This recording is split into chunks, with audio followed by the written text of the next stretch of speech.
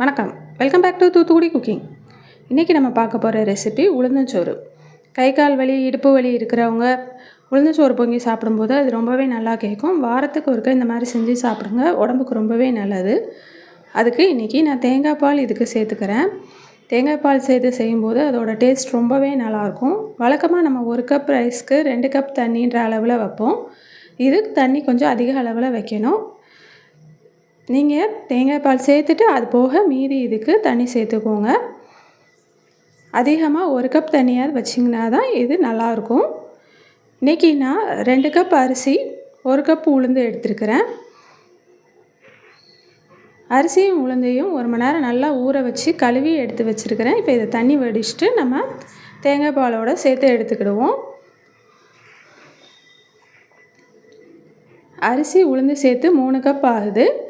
இதில் 8 கப் அளவு நான் சேர்த்துருக்கிறேன். தேங்காய் பாலும் தண்ணியும் சேர்த்து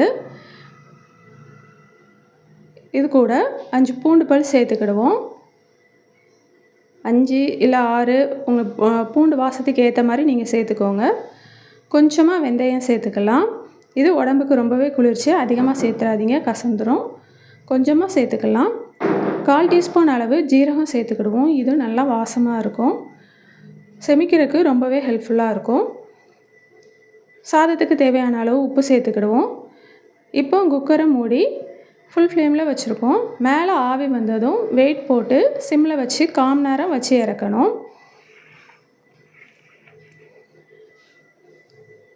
1/4 மணி நேரத்துக்கு அப்புறமா அது ஃபுல்லாக வெயிட் ஆவி ரிலீஸ் ஆன பிறகு எடுங்க. அதுக்கு முன்னாடி எடுக்காதீங்க, அப்போனா தான் உள்ளேயே இருந்து நல்லா வெந்திருக்கும்.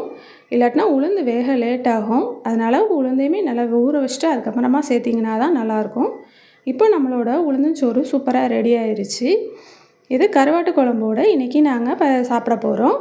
கருவாட்டு குழம்பு, மீன் குழம்பு, புளிக்குழம்பு இதோடு சேர்த்து சாப்பிட்டா ரொம்பவே சூப்பராக இருக்கும். நாங்கள் இன்றைக்கி கருவாட்டு குழம்போட உளுந்தஞ்சோறு சாப்பிட போகிறோம். நீங்களும் உங்கள் வீட்டில் செஞ்சு பார்த்து சாப்பிட்டு எப்படி இருக்குன்னு சொல்லுங்கள். என் சேனல் பிடிச்சிருக்குன்னா லைக் பண்ணுங்கள், ஷேர் பண்ணுங்கள், சப்ஸ்கிரைப் பண்ணுங்கள். ஏற்கனவே சப்ஸ்கிரைப் பண்ண சப்ஸ்கிரைபர்ஸ்க்கும் வியூவர்ஸ்க்கும் என்னோடய நன்றிகள். நன்றி, வணக்கம்.